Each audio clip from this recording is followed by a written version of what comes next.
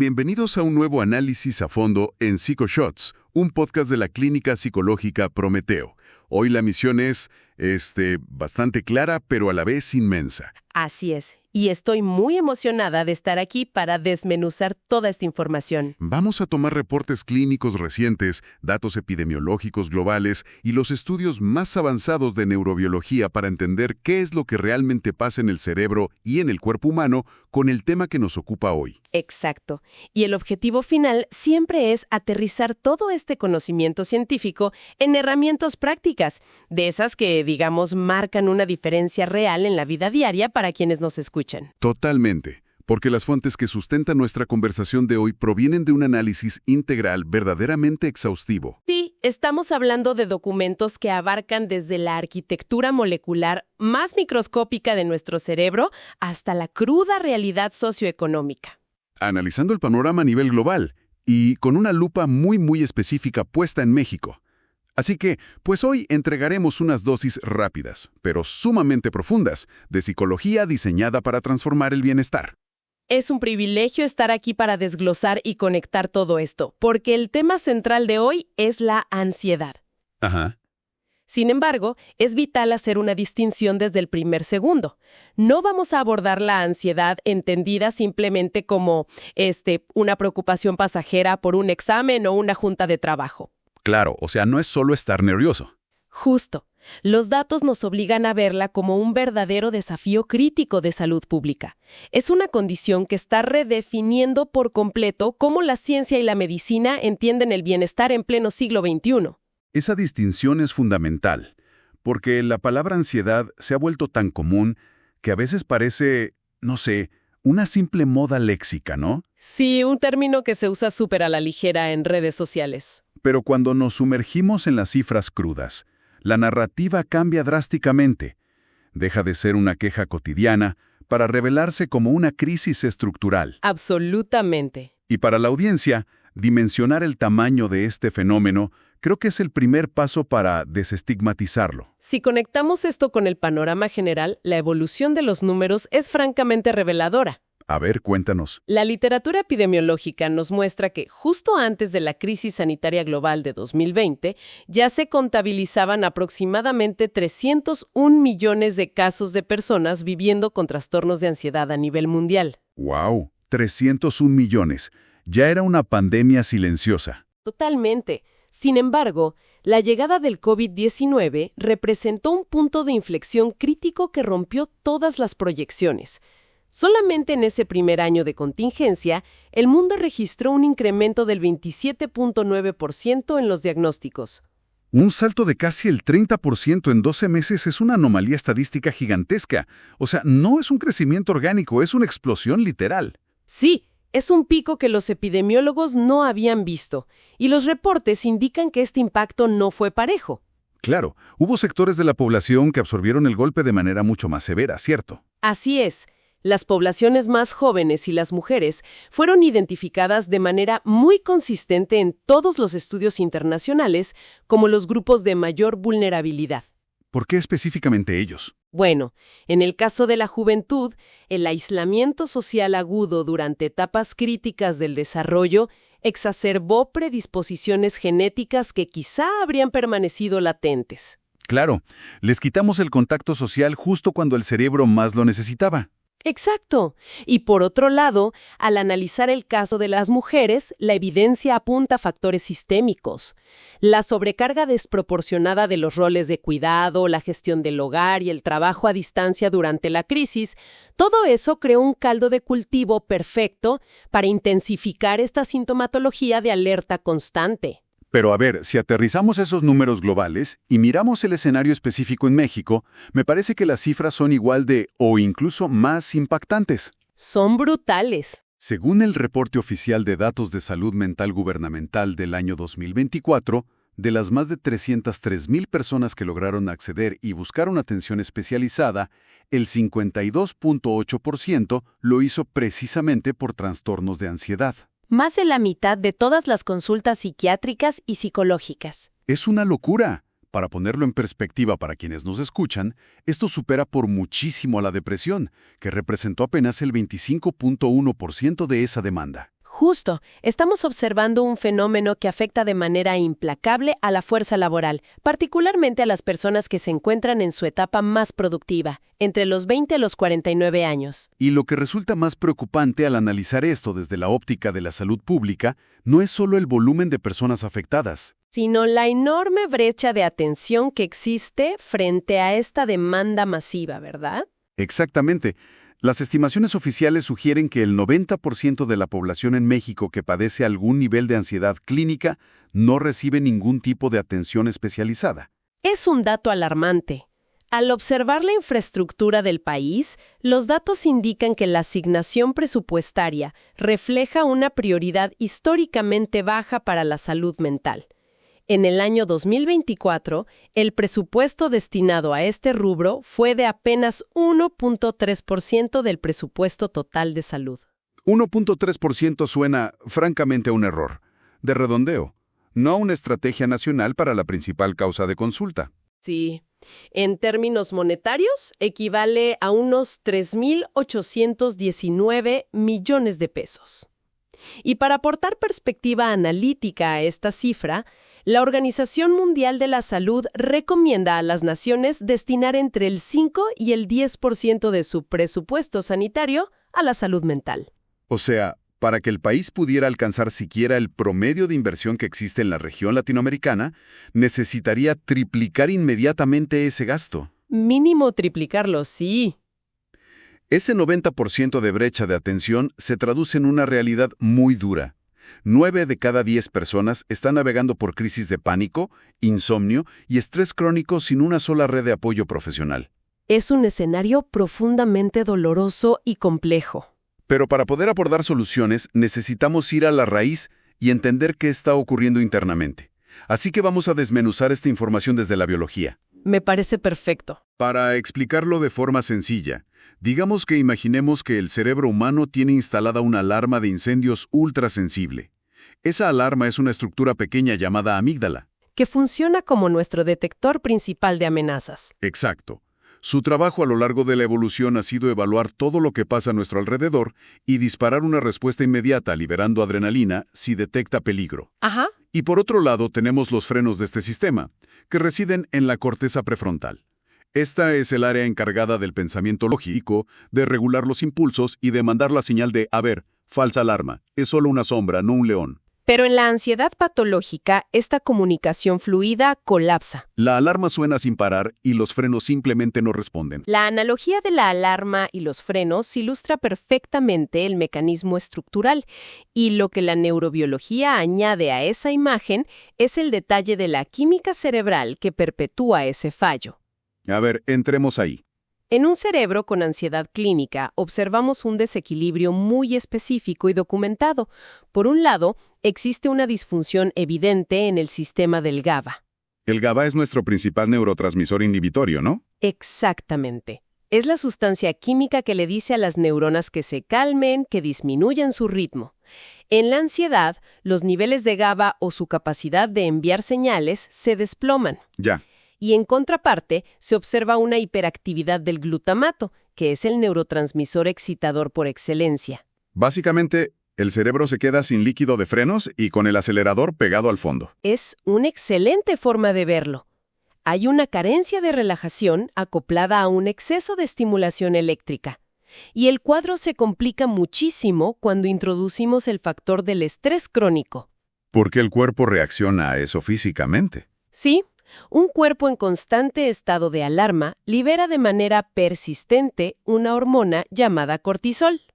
Que tiene mala fama, pero tiene una función. Claro, el cortisol es súper útil para huir de un peligro inmediato durante 5 minutos, pero mantenerlo elevado durante meses resulta neurotóxico, afecta directamente al hipocampo.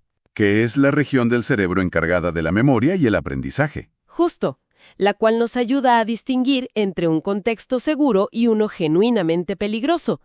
Cuando el cortisol daña y reduce el volumen del hipocampo, el individuo pierde la capacidad biológica de procesar que ya se encuentra a salvo. perpetuando de forma indefinida el estado de alerta. Es un círculo vicioso. Un círculo muy desgastante. Y es justo aquí donde la ciencia se pone fascinante, porque históricamente se pensaba que este daño era casi una condena irreversible, pero los reportes recientes que estamos revisando detallan un descubrimiento revolucionario bautizado como plasticidad inducida, o iPlasticity. Es un término que parece sacado de una novela de ciencia ficción. Sí, totalmente, pero es biología comprobada.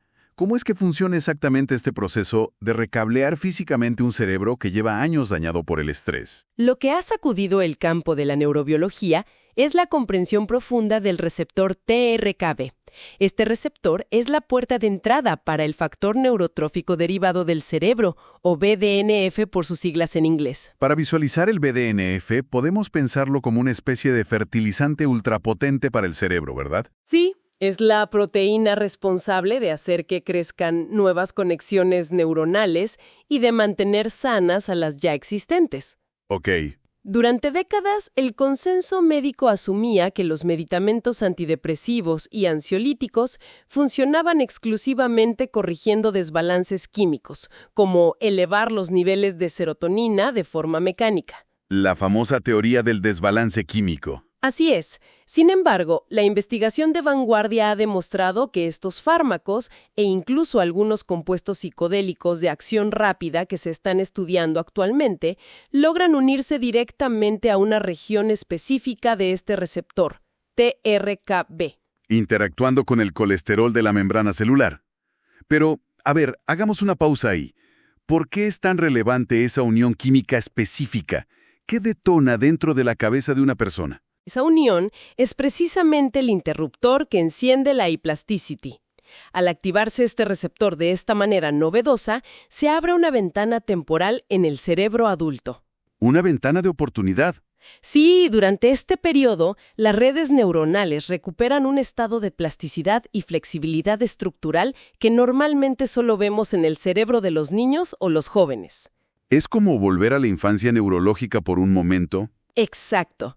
Esta reapertura celular permite que el aprendizaje, las nuevas experiencias positivas y sobre todo las intervenciones terapéuticas logren alterar físicamente la materia gris, recableando literalmente los circuitos que antes estaban dominados por el miedo. Es impresionante, y como dato curioso pero muy revelador dentro de la literatura, se ha documentado que compuestos experimentales como el LSD muestran una afinidad por este receptor TRKB hasta 1000 veces mayor que los antidepresivos tradicionales.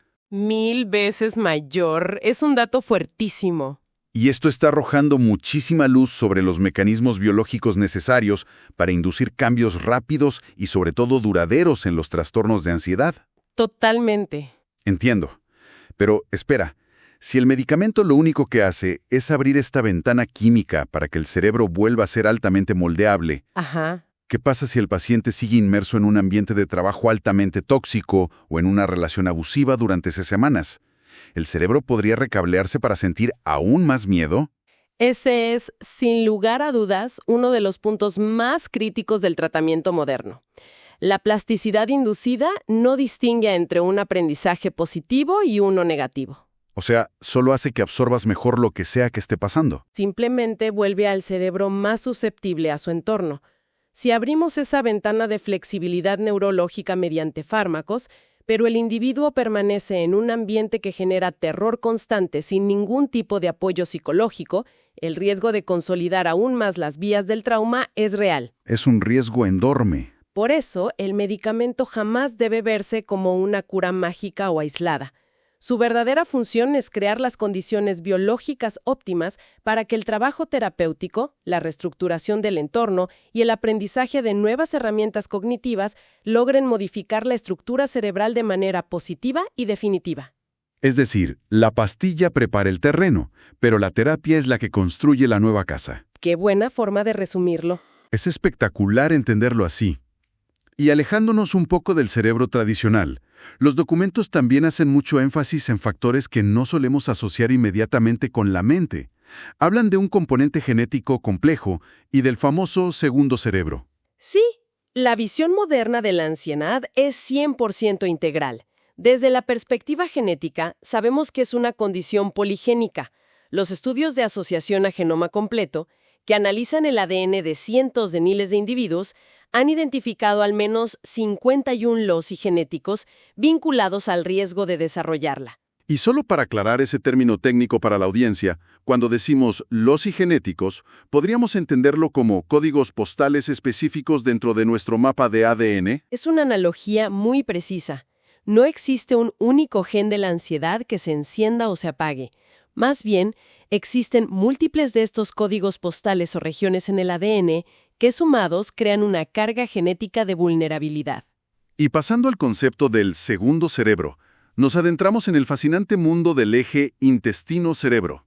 Que es todo un universo. En nuestro sistema digestivo habita el microbioma intestinal, un ecosistema de billones de bacterias que no solo digieren comida, sino que son fábricas químicas superactivas. Producen una cantidad enorme de neurotransmisores vitales, incluyendo grandes porciones de nuestra serotonina y GABA. Lo cual suena increíble, que el intestino fabrique la química que nos da paz mental. Pero, ¿cómo viaja esa información desde el estómago hasta la cabeza? Principalmente a través del nervio vago. ¿Que es como un cable directo? Funciona como una inmensa supercarretera de información bidireccional, aunque la gran mayoría de las señales viajan de abajo hacia arriba, es decir, del intestino al cerebro. El problema surge cuando existe una disbiosis. ¿Una alteración en las bacterias? Exacto. Cuando factores como una mala dieta, antibióticos o el estrés mismo desequilibran esta flora intestinal benéfica. Este desequilibrio puede dañar el revestimiento del intestino. Para visualizarlo, imaginemos una coladera de cocina que de pronto tiene agujeros muy grandes. Se rompe la barrera. Al romperse esa barrera, que llamamos aumento de la permeabilidad intestinal o intestino permeable, toxinas y fragmentos de bacterias logran filtrarse al torrente sanguíneo. Y eso desata una respuesta del sistema inmunológico que eventualmente cruza la barrera hematoencefálica, generando un estado de neuroinflamación. Así es. Hoy sabemos con un alto grado de certeza que la inflamación cerebral es un factor biológico fuertemente vinculado a los síntomas severos de ansiedad y depresión. Es una conexión innegable a estas alturas. Entonces, con todo este contexto sobre la mesa, si sabemos que la alarma de la amígdala está descompuesta, que el cerebro requiere ventanas de plasticidad acompañadas de buenos estímulos, y que una coladera rota en el intestino puede estar mandando señales de emergencia inflamatoria, ¿cuál es el plan de acción empírico? Pasemos a las herramientas. ¿Sí? ¿Cuáles son esas estrategias de primera línea validadas por la ciencia para alguien que forma parte de nuestra audiencia y busca soluciones reales y aplicables? El pilar central. La intervención psicológica que se mantiene indiscutiblemente como el estándar de oro a nivel global. Es la terapia cognitivo-conductual, conocida como TCC. La evidencia de su eficacia es abrumadora. ¿Cómo funciona exactamente? Funciona abordando dos frentes simultáneos. Por un lado, utiliza la reestructuración cognitiva para identificar y desarmar esos pensamientos catastróficos que mantienen el ciclo del estrés. Y por el otro, emplea la exposición gradual y controlada a los estímulos temidos. Y los resultados son tangibles. Los estudios muestran tamaños de efecto clínico altísimos. En lenguaje sencillo, esto significa que la mejoría que experimentan los pacientes no es producto de la sugestión o un alivio pasajero, es un cambio estadísticamente contundente que transforma la funcionalidad de las personas con trastorno de ansiedad generalizada, ataques de pánico y fobias específicas. Definitivamente, la terapia guiada por un profesional es la piedra angular. Pero, complementando el trabajo en el consultorio, ¿qué más dictan los reportes para el día a día? Por ejemplo, la recomendación de hacer ejercicio se repite constantemente como un cliché de revista, pero la investigación detalla datos sumamente concretos sobre el porqué biológico. Sí, y las dosis exactas de este esfuerzo físico. Es imperativo dejar de ver al ejercicio simplemente como una herramienta estética o cardiovascular y empezar a tratarlo como una verdadera medicina biológica para el cerebro. ¿Qué le hace exactamente al cerebro? Al realizar actividad física sostenida, los músculos liberan factores que cruzan al cerebro y elevan significativamente los niveles de ese fertilizante del que hablábamos, el BDNF. ¿Impulsando directamente la neuroplasticidad? Exactamente. La recomendación clínica estructurada, respaldada por grandes metaanálisis, establece una dosis clara, Estamos hablando de 4 a 5 sesiones semanales, con una duración de 40 a 60 minutos por sesión. Y el tipo de ejercicio importa según la población, ¿no? Sí, importa mucho. El ejercicio aeróbico vigoroso, como correr o nadar, muestra impactos altísimos en la reducción de síntomas en jóvenes. El entrenamiento de fuerza o resistencia es particularmente neuroprotector en adultos mayores, combatiendo tanto el deterioro físico como el cognitivo. ¿Y las prácticas enfocadas en la conexión mente-cuerpo? Como el yoga o pilates clínico. Esas resultan formidables para modular el sistema nervioso autónomo y reducir el estrés crónico en adultos sometidos a gran presión. En esa línea de la conexión mente-cuerpo, no podemos dejar de mencionar el mindfulness y, muy específicamente, los protocolos estandarizados como la reducción del estrés basada en mindfulness. O MBSR por sus siglas. Correcto. Los datos de resonancias magnéticas funcionales muestran resultados impresionantes ahí. Fomenta una relación de no reactividad ante pensamientos desagradables. Al sostener esta práctica, la persona literalmente modula la hiperactividad en una región del cerebro llamada ínsula. Que es clave en todo este circuito. Sí, la ínsula se encarga de la interocepción, es decir, de cómo percibimos las sensaciones internas de nuestro propio cuerpo, como un corazón acelerado o tensión en el estómago. Al regular esta área, la regulación emocional general experimenta una mejora drástica. Es un excelente apunte. La modulación de la ínsula permite que una persona sienta la taquicardia sin interpretarla inmediatamente como un infarto inminente. Le quita el pánico a la sensación física. Exacto. Ahora, dentro del ámbito de las intervenciones complementarias, la ciencia también ha puesto bajo el microscopio a varios compuestos naturales que, durante siglos, se usaron de manera anecdótica, sometiéndolos por fin al rigor clínico contemporáneo. Ah, el mundo de las alternativas naturales. Hay un dato que me pareció fascinante en las fuentes, referente a un extracto llamado Silexan. Muy estudiado últimamente. Para quienes no estén familiarizados, se trata de cápsulas de aceite de lavanda estandarizado para uso oral. Lo extraordinario es que ensayos clínicos controlados con placebo, de muy alta calidad metodológica, demuestran que tiene una eficacia para reducir la ansiedad generalizada comparable a fármacos muy fuertes como el lorazepam o la paroxetina. Es un nivel de eficacia que sorprende a muchos profesionales. Y logra este efecto modulando los canales de calcio en las neuronas, pero con un perfil de seguridad inmensamente superior, sin generar sedación diurna ni dependencia. Aunque el documento menciona un efecto secundario que no deja de ser curioso. Sí, un porcentaje de pacientes reporta eructos con un marcado sabor a lavanda. Lo cual es un efecto adverso menor si consideramos el perfil de otras sustancias ansiolíticas pesadas. Definitivamente. El Silexan ilustra perfectamente el poder de la fitoterapia cuando está respaldada por evidencia dura. Sin embargo, los reportes médicos incluyen advertencias críticas que no se pueden omitir respecto a otros nutracéuticos populares. Como la ashwagandha, por ejemplo. Se analiza mucho el caso de la ashwagandha. Es un adaptógeno con eficacia emergente y comprobada para moderar el cortisol. Se recomiendan dosis estandarizadas de 300 a 600 miligramos diarios. Pero exige adquirir productos de laboratorios con estricto control de calidad, pues el mercado está lleno de suplementos adulterados. Ese es el gran riesgo. Y un caso aún más delicado es el CABA. La literatura confirma que alivia la ansiedad a corto plazo y promueve el sueño, pero conlleva alertas serias de seguridad por documentados casos de hepatotoxicidad. Daño al hígado. Sí. Cualquier uso de esta planta exige una supervisión médica rigurosa, quedando totalmente contraindicada en individuos con antecedentes de problemas en el hígado o que consuman alcohol regularmente. Son advertencias indispensables.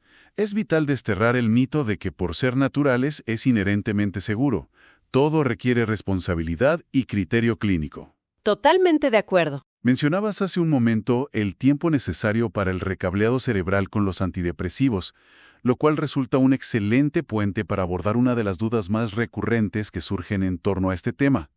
Pasemos a analizar algunas preguntas frecuentes. Claro. La gran duda de muchas personas que inician un tratamiento farmacológico es por qué los medicamentos psiquiátricos tardan tantas semanas en hacer efecto. Genera una frustración enorme en los pacientes e incluso provoca que muchos abandonen el tratamiento al tercer día por pensar que simplemente no les funciona. Es una reacción totalmente comprensible y un reto constante en la práctica clínica diaria. Los fármacos convencionales, como los inhibidores selectivos de la recaptación de serotonina, exhiben una latencia terapéutica que suele rondar entre las 2 y las 4 semanas antes de mostrar un alivio sintomático tangible. ¿Y por qué tardan tanto? Retomando la explicación celular que desarrollamos sobre el receptor TRKD, el motivo de esta demora es que el medicamento no funciona simplemente como quien llena de gasolina el tanque vacío de un automóvil, logrando un efecto instantáneo. No es magia de un minuto a otro. Para nada. Durante esas primeras semanas de tratamiento continuo, lo que ocurre a nivel microscópico es que las moléculas del fármaco se unen al receptor de las neuronas, activan complejos procesos dentro de la célula y preparan el terreno para iniciar esa neuroplasticidad estructural. Explicado de otra manera, toma semanas porque el cerebro está inmerso en un proceso físico de crecimiento. Está construyendo nuevas ramas neuronales y desmantelando vías de miedo crónico.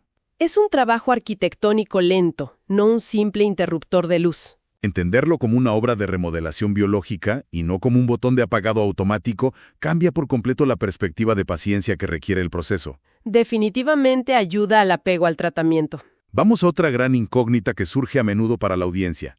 ¿Es posible que esta ansiedad me esté provocando otras enfermedades físicas? ¿Existe aún este estigma terrible de que, si el problema es psicológico, entonces está solo en la cabeza y el cuerpo físico está intacto? Esa dicotomía entre la mente y el cuerpo está completamente rebasada por la evidencia biomédica actual. La ansiedad no es una condición aislada en el pensamiento, es un trastorno sistémico de profunda inflamación y desgaste. Afecta todo el cuerpo. Todo. Mantener el sistema nervioso simpático, que es el de lucha o huida, encendido de forma crónica, impacta casi todos los órganos.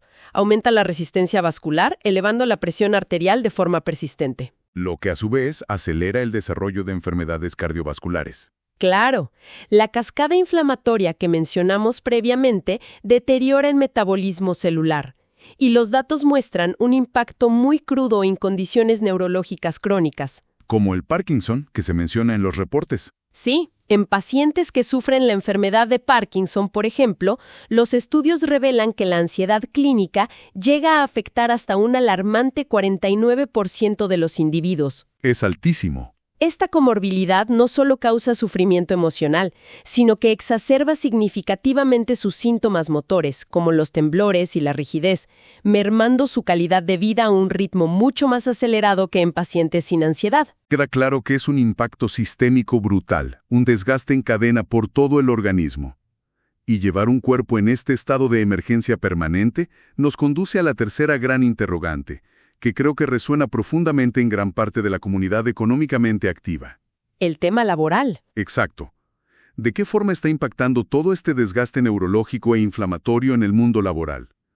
Si volvemos a poner la lupa en el contexto socioeconómico de México, los datos sobre la productividad y el bienestar en las empresas resultan asombrosos. El panorama ocupacional es, sin duda, uno de los frentes más desafiantes. Recientes encuestas a gran escala indican que 4 de cada 10 trabajadores reportan haber lidiado con deterioro de su salud mental de manera reciente. Y eso solo lo reportado. Imagínate, aún más revelador es que el 82% de la fuerza laboral encuestada reconoce abiertamente que el agotamiento y el estrés generado en su entorno de trabajo daña directamente su dinámica familiar y su vida personal.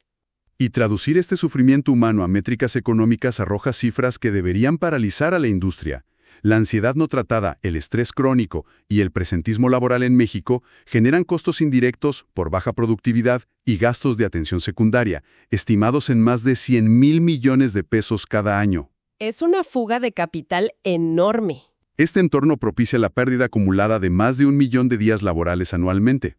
100,000 millones de pesos anuales esfumándose por no atender la salud mental base. Estas estadísticas gigantescas se materializan todos los días en fenómenos sociológicos de los que se debate intensamente en la actualidad. Como el burnout profundo. O la famosa renuncia silenciosa.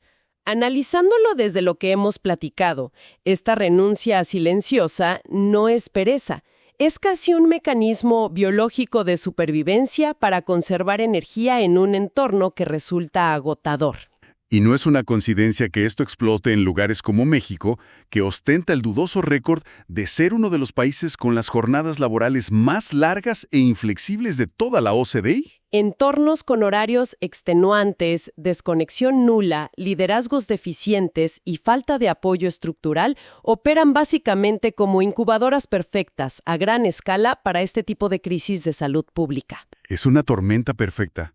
Y es aquí donde la evidencia científica nos exige plantear un debate mucho más profundo si consideramos el peso absoluto que tienen estos factores. Sí. La neuroinflamación detonada por una mala alimentación que arruina el microbioma. La predisposición genética despertada por eventos críticos, la abismal falta de inversión pública para crear redes de apoyo y un entorno laboral con exigencias casi humanas que impide la recuperación biológica. ¿A dónde nos lleva todo eso? ¿Es correcto seguir el modelo tradicional? ¿No será que estamos errando al tratar y diagnosticar la ansiedad exclusivamente como si fuera una falla psicológica o una debilidad intrínseca del individuo? ¿Planteas un cambio de paradigma? En una enorme proporción de casos, lo que estamos presenciando es el síntoma biológico perfectamente lógico de un cuerpo reaccionando ante una sociedad y un estilo de vida que nos obligan a operar en un estado de emergencia permanente. Es un análisis absolutamente necesario. Esa forma de leer los datos nos invita a dejar de señalar al paciente como el único responsable. Nos dice que experimentar ansiedad paralizante no es un defecto de carácter de quien la padece, sino la respuesta esperable de un sistema biológico complejo que está haciendo todo lo posible por intentar sobrevivir en un ecosistema moderno que lo bombardea y lo mantiene en alerta máxima sin descanso. Esta visión biomédica y sistémica quita un enorme peso de culpa a las personas que sufren en silencio. Precisamente. Desmantelar la narrativa de la culpa personal y sustituirla por una comprensión científica, biológica y, sobre todo, sistémica de la ansiedad, representa el primer y más importante paso para que una persona sienta la validación necesaria para buscar la intervención clínica que merece. No podría estar más de acuerdo con esa conclusión. Y para toda la audiencia que nos ha acompañado hasta este punto del análisis, el mensaje más importante que los datos clínicos respaldan es contundente. La ansiedad patológica tiene tratamiento y la neuroplasticidad está a nuestro favor. Ninguna persona está condenada a enfrentar esa alarma biológica descompuesta en soledad. Ni a vivir con el freno de mano puesto. La promesa fundamental de espacios como PsychoShots es tomar toda esta evidencia dura y convertirla en una vía accesible para transformar el bienestar mental de manera real y práctica. Y para pasar a la acción. Justamente. Y como la convicción de este programa es que la salud mental merece y requiere acción inmediata, hoy compartimos un anuncio sumamente relevante. La Clínica Psicológica Prometeo ofrece a quienes nos escuchan y buscan dar el paso hacia su bienestar una primera sesión de evaluación y terapia de forma completamente gratuita. Lo cual representa una oportunidad valiosísima para comenzar a aplicar directamente estas herramientas de las que hemos hablado. Desde la sólida base de la terapia cognitivo-conductual hasta el diseño de estrategias personalizadas, siempre bajo la guía de especialistas certificados. El paso a seguir para iniciar este proceso de transformación biológica y emocional y agendar esa sesión inicial sin costo alguno es ingresar al sitio web oficial que es prometeoterapia.com. Reiteramos el portal prometeoterapia.com. Ha sido verdaderamente enriquecedor estructurar y analizar toda esta información científica hoy. El objetivo es que estos datos no solo aporten claridad académica, sino que enciendan una esperanza tangible cimentada siempre en la investigación empírica. Ha sido un intercambio de un inmenso valor. Agradecemos profundamente el tiempo y la atención de nuestra audiencia en este análisis a fondo. Gracias por el espacio.